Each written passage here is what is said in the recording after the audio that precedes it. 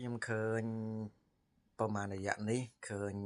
បងប្អូនយើងច្រើនដែលគាត់មកធ្វើការនៅប្រទេសគេណាឃើញគាត់ចេញជាវីដេអូអំពីសកម្មភាពនឹងនៃការធ្វើការរបស់គាត់និងក៏ដូចជាការរស់នៅនឹងរបស់គាត់នៅប្រទេសគេនឹងអញ្ចឹងដូចអ្វីដែលបងប្អូនបានឃើញអញ្ចឹងនឹងឯអ្នកដែលមកធ្វើការនៅប្រទេសគេនឹងឯមិនមានន័យថារាប់ថ្ងៃរាប់ខែរាប់ឆ្នាំយកលុយណាមិនមែនគិតថាអូមកធ្វើការប្រទេសគេ2ឆ្នាំ3ឆ្នាំ4ឆ្នាំមួយឆ្នាំសល់20000មួយឆ្នាំសល់30000អីណារាប់ឆ្នាំយកលុយរាប់ឆ្នាំយកលុយអត់ទេណាហើយពេលខ្លះហ្នឹងហើយបងប្អូនពលករដែលគាត់ហ្នឹងហើយធ្វើការចំណាក់ស្រុកហ្នឹងហើយបែកគ្រួសារបែកឪពុកម្ដាយបងប្អូននេះហ្នឹងហើយគាត់មកធ្វើការនៅប្រទេសគេនៅប្រទេសណាក៏ដោយប្រទេសណាអញ្ចឹងបងប្អូនហ្នឹងហើយគាត់មកកូរ៉េក្ដីជប៉ុនក្ដី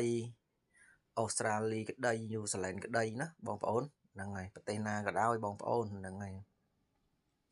យើងគួរអាសាពួកគាត់ទៅនៅពេលដែលពួកគាត់ធ្វើការមួយអាណត្តិហ្នឹងហើយគាត់សល់លុយត្រឡប់ទៅខ្មែរវិញណាហ្នឹងហើយសល់2-30000នឹងឬក៏3-40000អាមេរិកអីនៅដែលគាត់អាចមានលទ្ធភាពបង្កើតនៅមុខរបររបស់គាត់ឬក៏មានលុយទិញដីទិញផ្ទះហ្នឹងហើយគាត់អាចរស់នៅក្នុងជីវភាពមួយសមរម្យនៅស្រុកខ្មែរបានណាជាដោយសារពួកគាត់ទៅមានន័យថាពួកគាត់នឹងតស៊ូលះបង់ពួកគាត់នឹងមានការសន្សំចៃខ្លាំងហើយដែលអាចនឹងឲ្យមានលទ្ធភាពសល់លុយសល់កាក់ត្រឡប់ទៅខ្មែរវិញបងប្អូនហ្នឹងហើយជីវិតពាក្យថាពលករចំណាក់ស្រុកពាក្យថាការមកធ្វើការនៅប្រទេសគេណាបងប្អូន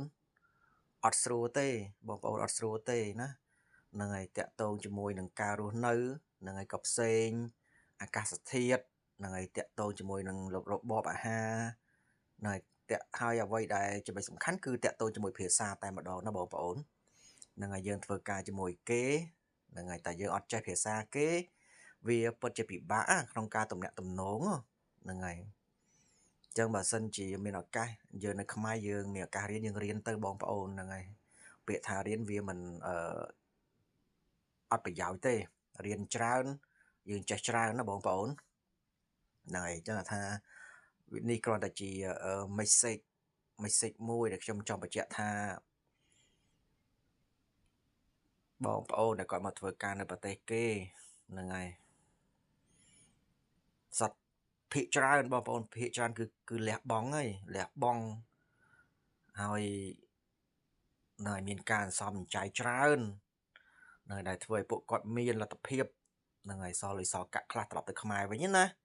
នៅយើងគួរទៅសារពួកគាត់ទៅសារពួកគាត់ហ្នឹងហើយនៃការលះបង់នៃការខិតខំប្រឹងប្រែងណាបងប្អូនហ្នឹងហើយទៅសារពួកគាត់ហ្នឹងហើយដើម្បីគ្រួសារហ្នឹងហើយពួកគាត់មានការលះបង់អញ្ចឹងណាបងប្អូនហ្នឹងហើយអរគុណច្រើន